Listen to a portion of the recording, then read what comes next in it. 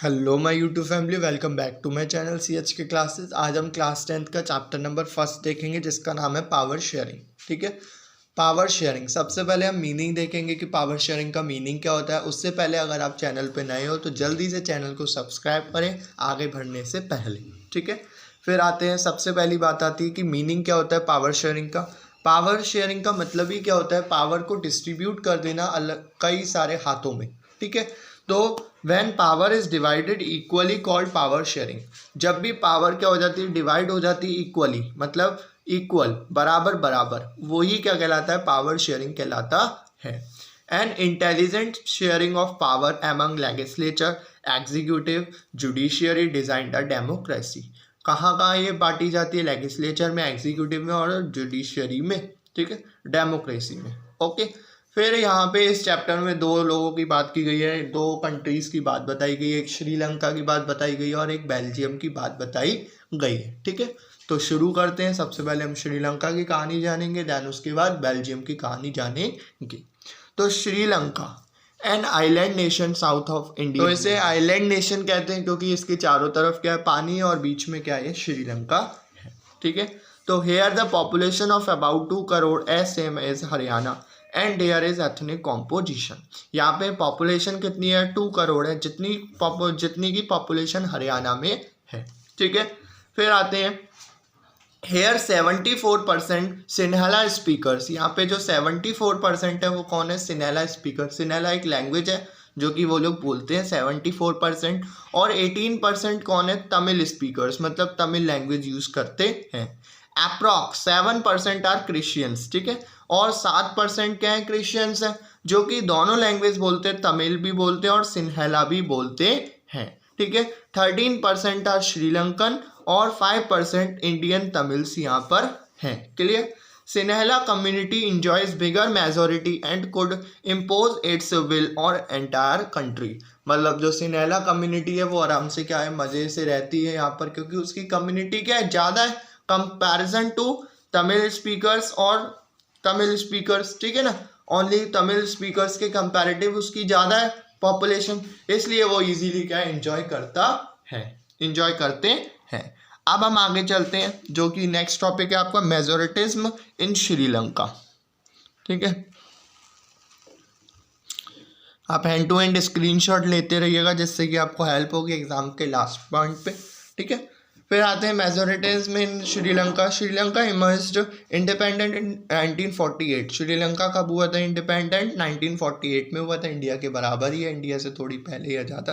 ठीक है, democratically elected government adopted majoritarianism measures to establish Sinhala supremacy. बार बार यही कहेगा भाई, सिन्हाला को ज़्यादा वो मिल रहा है कंपैरिजन टू तमिल स्पीकर्स। ठीक है, फिर आता है, Sinhala declared official language in 1956। 1956 में सिन्हाला जो लैंग्वेज है उसको क्या ऑफिशियली दे दिया था, मतलब पूरी कंट्री में यही चलेगी।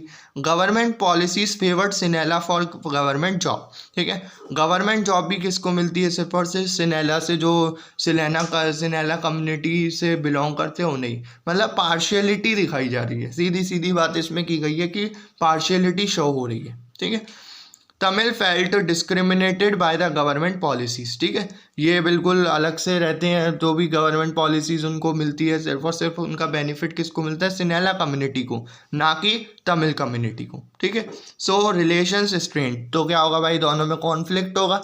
ठीक है, सीधी बात है। Sri Lankan Tamils launched parties and demanded independent Tamil Eelam state. अब क्या हुआ, ऐसा देखते देखते तो तमिल स्पीकर्स थे, उन्होंने एक अपनी कम्युनिटी बना ली, उसका नाम क्या रखा, तमिल एलम स्टेट। ठीक है, और वो लोग फिर जितने भी तमिल स्पीकर्स थे वो उस कम्युनिटी में हो गए।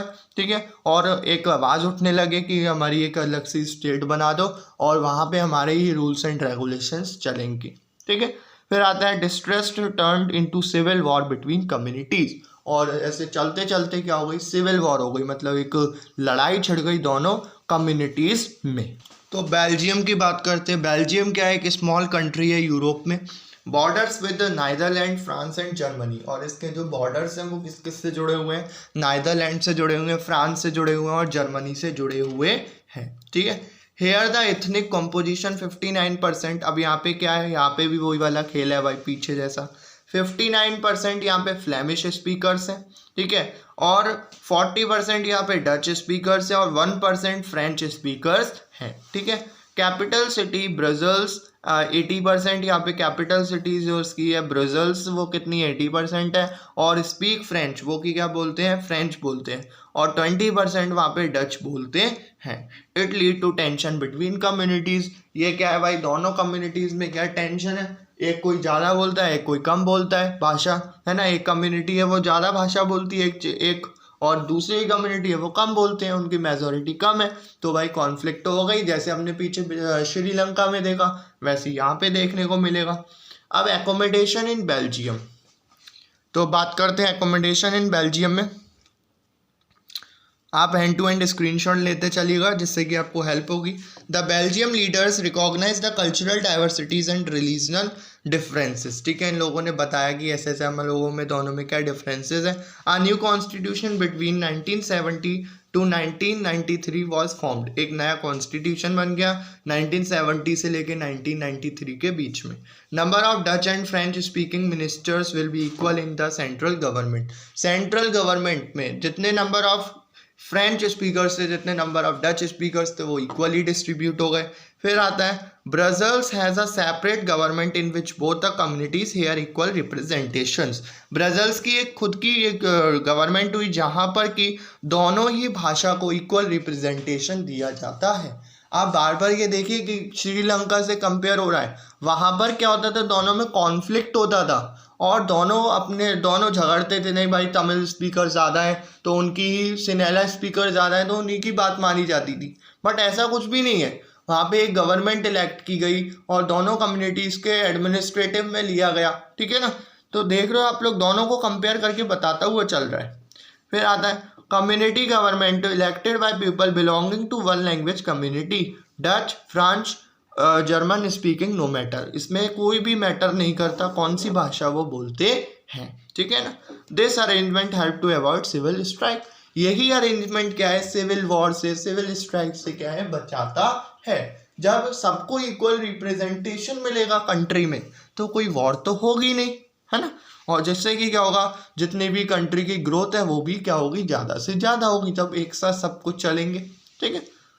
अब एक मोस्ट इंपॉर्टेंट क्वेश्चंस बताता हूँ आप लोगों को। What are the different forms of power sharing in modern democracy, ठीक है, मॉडर्न डेमोक्रेसीज में डिफरेंट पावर ऑफ शेयरिंग कैसे थी, power share among different organs of the government, ठीक है, ये अलग अलग ऑर्गन्स ऑफ द गवर्नमेंट में डिस्ट्रीब्यूट होती है, इसको it is also called horizontal distribution भी इसको कहते हैं। Here the power is shared among legislature executive judiciary, यहाँ पे पावर किस किस को मिली हुई होती है, लेजिस्लेचर को, एग्जीक्यूटिव को और जुडिशरी लेवल को, ठीक है। In this kind of government each organ check the other, इसमें क्या होता है, सारी गवर्नमेंट एक दूसरे को चेक कर सकती है। So this arrangement is called a system of check and balances, तो इसको क्या बोलते हैं, check and balances system government भी बोलते हैं।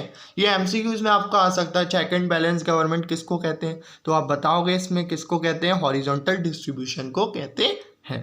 एग्जाम्पल है इंडिया, ठीक है, India is the best example of this. अब हम नेक्स्ट टॉपिक देखते हैं, power is shared among government at different levels, कैसे गवर्नमेंट के लेवल पे पावर को शेयर किया जाता है।